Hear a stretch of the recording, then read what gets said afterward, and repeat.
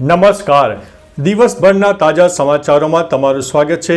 તમારી સાથે હું છું પિનલગીરી ગોસ્વામી. સમાચારો વિસ્તારથી જાણીએ એ પહેલા મહત્વના સમાચારો ઉપર એક નજર.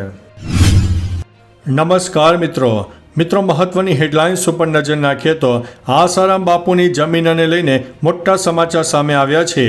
ત્યારે વાત થશે મ્યાનમાર બેંગકોક ભૂકંપથી ધ્રુજી ઉઠ્યા છે. ઇમારતો અને પુલ પણ ધરાશાયી થયા છે. ત્યારે વાત થશે મારા જીવને ખતરો છે. મહારાષ્ટ્રના નાયબ સીએમ એકનાથ શિંદે પર કરેલી ટિપ્પણી બાદ મોટું સ્વરૂપ ધારણ થયું છે. ત્યારે વાત થશે રાણા સાંગાનું અપમાન કરવું ખૂબ જ ખોટું છે તેવું કંગનાએ જણાવ્યું છે. આગળ વાત થશે ફ્લાઇટમાં બીડી પીતા ડોક્ટરની ધરપકડ કરવામાં આવી છે. વાત છે સુરતની. ત્યારે આગળ વાત થશે એકલિંગજી દાદાનો પાટોત્સવ યોજાયો હતો. વાત છે અરવલ્લી જિલ્લાની. આગળ વાત થશે 1 એપ્રિલથી આવશ્યક દવાઓના ભાવમાં થશે વધારો. આગળ વાત થશે ગાઝિયાબાદમાં ટૂંક સમયમાં રામાયણ પાર્ક બનાવવામાં આવશે. હવે મિત્રો સમાચારો વિસ્તારથી. યુપીને વધુ સારું રાજ્ય બનાવવા માટે પ્રતિબદ્ધ યોગી સરકાર ખાસ કરીને ગાઝિયાબાદના વિકાસ અને વિવિધ પ્રકારની માળખાકીય સુવિધાઓના નિર્માણ અને વિકાસ પર ધ્યાન કેન્દ્રિત કરી રહી છે. સીએમ યોગીના વિઝનને એક મિશન તરીકે ધ્યાનમાં લેતા ગાઝિયાબાદ ડેવલપમેન્ટ ઓથોરિટી એપ્રિલથી રામાયણ પાર્ક, સંસ્કૃતિ દર્શન પાર્ક અને ગ્રીનવુડ પાર્કના નિર્માણ અને વિકાસ કાર્યની પ્રક્રિયા શરૂ કરવા માટે જઈ રહી છે.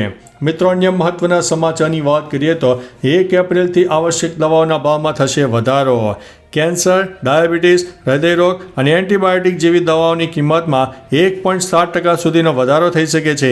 આ વધારો નેશનલ ફાર્માસ્યુટિકલ પ્રાઇસિંગ ઓથોરિટી દ્વારા નક્કી કરાયો છે, જે દવાઓના ભાવને નિયંત્રિત કરે છે.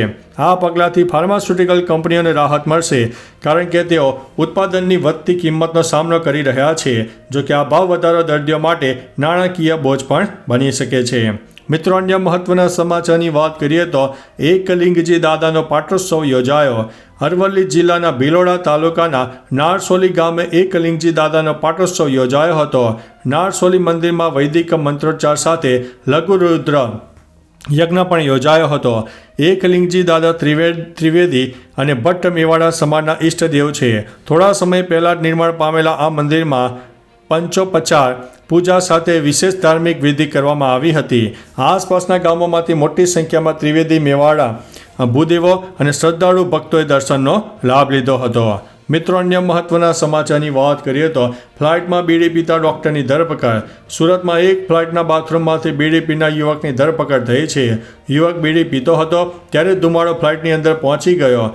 એરલાઇન્સના સ્ટાફે તેને પકડ્યો હતો.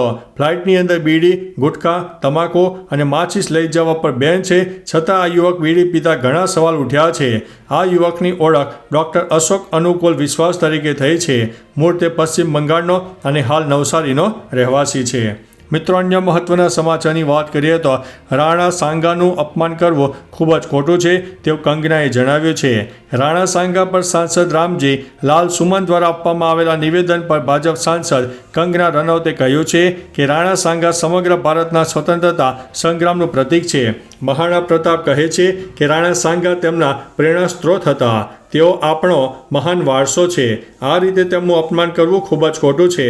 તેમણે કોઈ પણ પ્રકારનો રાજદ્રોહ કર્યો હોય તેવું ક્યાંય લખ્યું નથી. તેથી આવી બાબતોથી દૂર રહેવું. મિત્રો, અન્ય મહત્વના સમાચારની વાત કરીએ તો મહારાષ્ટ્રના નાયબ સીએમ એકનાથ શિંદે પર કરેલી ટિપ્પણી બાદ કોમેડિયન કુણાલ કામરાનું કહેવું છે કે તેમના જીવને જોખમ છે. તેમણે કહ્યું છે કે હું વિલ્લુપુરમથી છું. જો હું મુંબઈ પાછો આવીશ તો મુંબઈ પોલીસ મારી ધરપકડ કરશે. મારા જીવને શિવસેનાના કાર્યકરોથી ખતરો છે.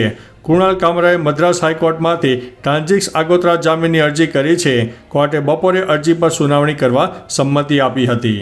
મિત્રો, અન્ય મહત્વના સમાચારની વાત કરીએ તો મ્યાનમાર અને બેંગકોક ભૂકંપથી ધ્રુજ્યા.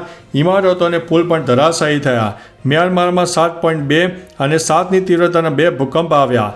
ભૂકંપના વિનાશમાં અહીં એક પુલ પણનો અનેક ભાગ તૂટી ગયો. ભૂકંપની અસર બેંગકોકમાં પણ જોવા મળી. અહીં એક ઝટકામાં નિર્માણાધીન ઇમારત ધરાશાયી થઈ ગઈ. આ ઉપરાંત એક જૂની ઇમારત પડતા ધૂળ થઈ ગયું. આ ઉપરાંત ઘણી ઇમારતોની સ્થિતિ ખરાબ થઈ ગઈ છે. જોકે રાહતની વાત છે કે કોઈ જાનહાનિના સમાચાર હજુ સુધી સામે આવ્યા નથી.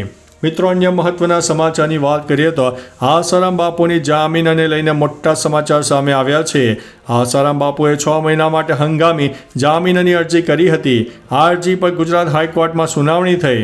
દરમિયાન જસ્ટિસ ઇલેશ જે વોરા અને જસ્ટિસ સંદીપ એન ભટ્ટની બેન્ચે જામીન અરજીમાં ચુકાદો અનામત રાખ્યો હતો.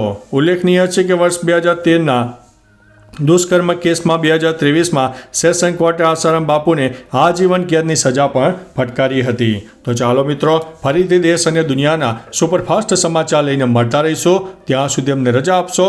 નમસ્તે.